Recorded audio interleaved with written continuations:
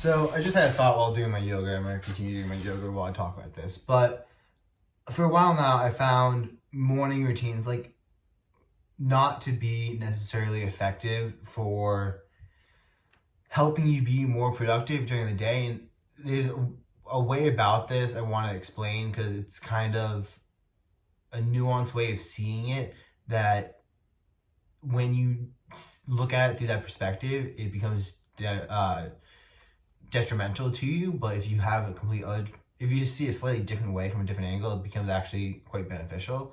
So the detrimental side of seeing a morning routine as like something that helps you make you productive is when you keep thinking of activities and tasks for you to do. Like I have to wake up in the morning, I have to do my meditation, I have to take my ice bath, then I'm gonna go hit my cold plunge. Oh, I did ice bath. Then I'm gonna go hit the sauna.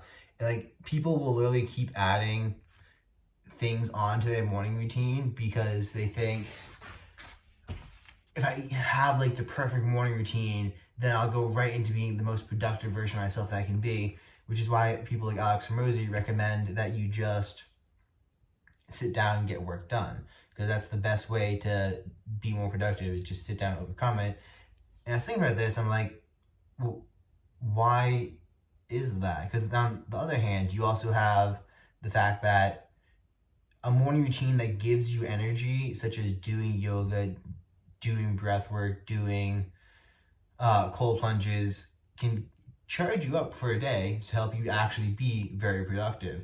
But I think the nuance comes in how you look at it and whether or not there's something to a resistance that you overcome via the morning routine versus just a way of charging yourself up for the day. Because when I looked at the morning routine as something that allowed me to overcome an external resistance to starting work, then I put the responsibility of like overcoming that resistance, took it off of me and put it onto the morning routine. So then if I didn't feel like working and I still felt resistance after completing the morning routine, I'm like, it's not the perfect routine, I have to do something else. But I was thinking about this, I'm like, well, no, because the only resistance exists in my own head, because I believe that there is resistance to starting this task when there's actually none in the first place. It's just a story that I'm telling myself. So if I change the story I was telling myself, then I wouldn't be feeling this resistance and there'd be nothing to overcome.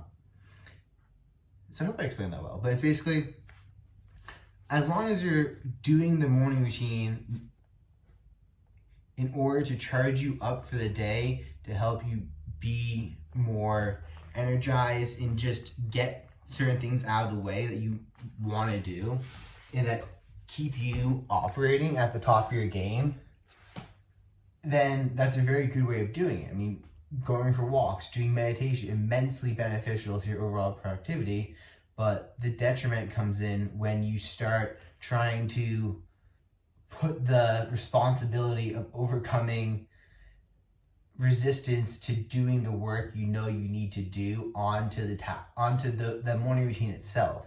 And you think doing the morning routine is going to set you up to have no resistance, because you're doing two things wrong there. First, you're creating mental resistance in terms of like not wanting to do the task. And I have a video about this, drop in the description, where I talk more about overcoming mental resistance and how it's self-created.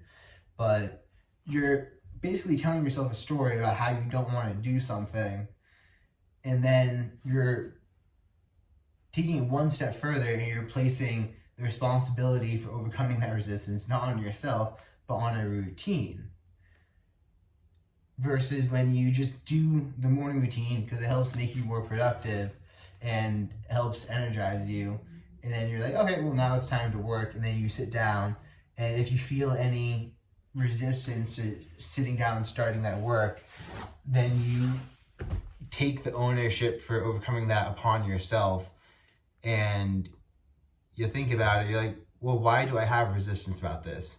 The example I used in one of my videos was, I thought doing my taxes were going to suck a lot more than it actually did, and I basically did a bunch of work, like everything else on my to-do list, in order to get in a productive state of mind so that I then tackle my taxes, because it would just a lot of Excel and number crunching and forms that I didn't use tax services, filled them out myself. It's not actually that difficult, but it's a little tedious and time consuming, and you need to be very organized.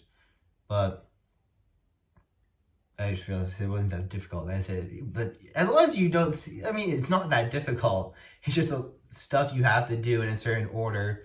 And when you start viewing it as difficult, then you no longer have the mental resistance towards it, and it just becomes easier to actually do the task.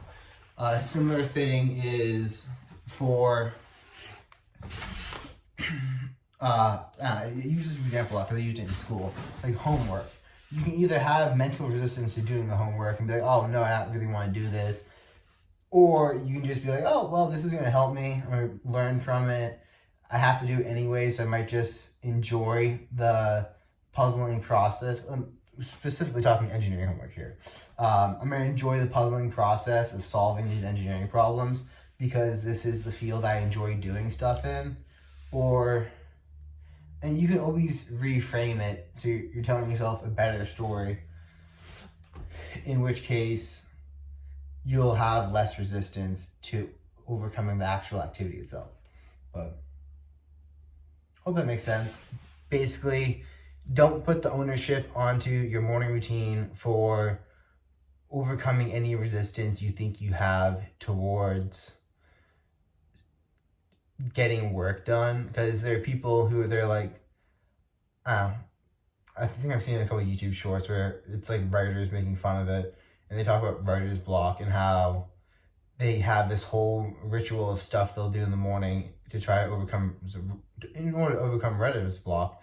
But they should just sit down with themselves and think, why do I have writer's block? Why do I think I have resistance to doing this writing?